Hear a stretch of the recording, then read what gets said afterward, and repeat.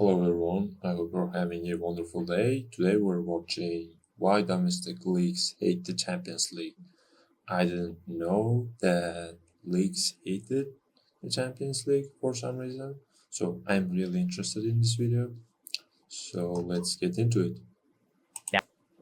National leagues. For those who participate, the tournament is a blessing. The financial reward can save the entire season. But the problem is that it creates a huge gap compared to those who don't compete in it.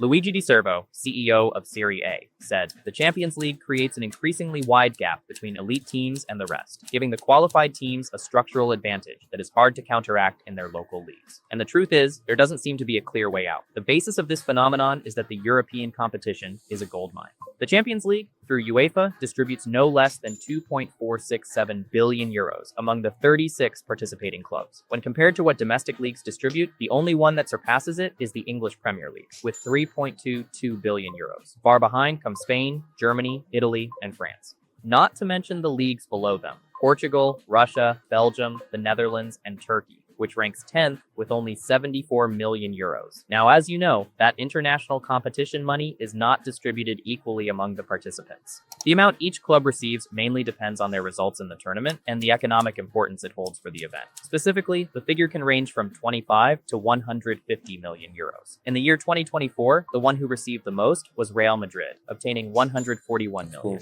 This was mainly because they won the event. Then followed Manchester City, PSG, Bayern, and Borussia Dortmund, completing the list of the top 5 earners. Although the key question in this video is not so much the specific number, but rather how relevant it is for the teams, mainly because we want to know if it indeed makes that big difference we mentioned at the beginning. In this sense, for the Spanish team, the Champions League prize accounted for 13% of the 1.045 billion it earned throughout the entire season. Other income streams, such as sponsors, the stadium, and the National League, represented a larger percentage. So, while it's not an insignificant percentage, it's not life or death either.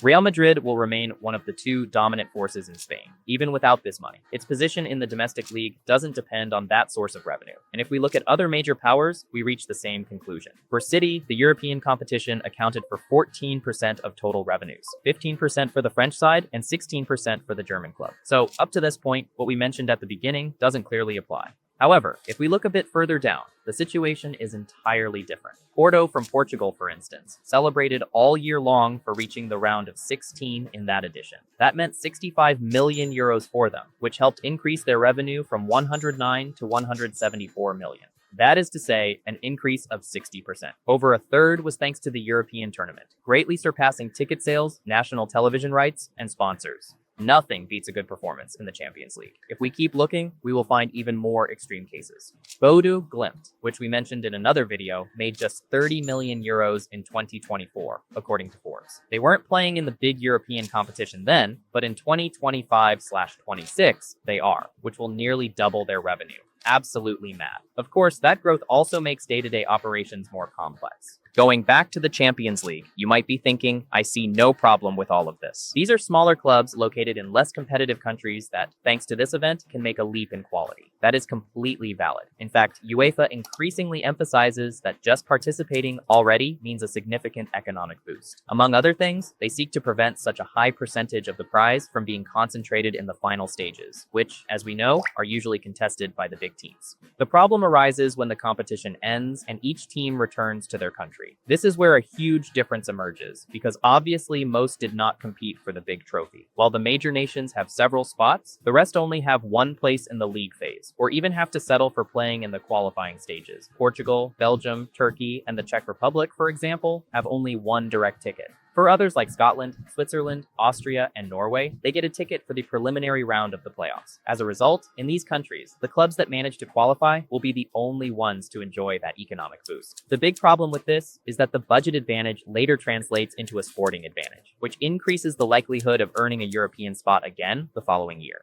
It's a cycle that becomes harder and harder to break. To show you what we're talking about, let's travel to Scotland and analyze a specific case. There, according to UEFA, in 2024, top division clubs generated a total of 357 million euros. That means if we add up the income of all 12 teams, we reach that figure, making it the 11th most lucrative league in Europe, behind the Big Five and Russia, the Netherlands, Portugal, Belgium, and Turkey.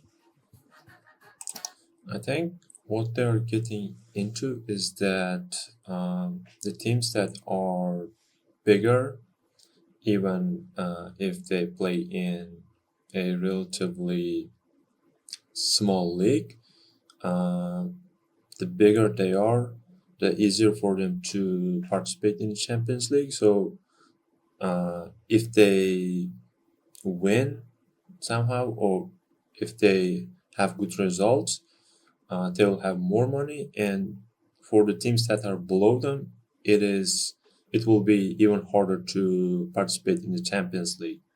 So yeah, I think that's my understanding of what they're saying. That number indicates that, on average, each Scottish club generated 29.75 million euros. However, as the saying goes, most drown in averages. If you try to walk across a river that is, on average, 1 meter deep, it's very likely that midway it will be considerably deeper, and you won't be able to continue. What we mean regarding the league is that not all teams are around that figure. Some are above, and others are below. And certainly, there is one in particular that stands out above the rest in that country: Celtic Football Club. The Green Team generated no less than 137 million euros that season, a number clearly higher than the average of 29 million we just mentioned. In fact, it represented 38% of the league's total revenue. As you can surely That's guess, the team participated in the Champions League, which was a more than favorable advantage. Despite not making it past the group stage, they earned 36.5 million euros from the competition, accounting for over a quarter of their total revenue. To put that figure into perspective, the entire Scottish League generated only 34 million euros from broadcasting rights throughout the season.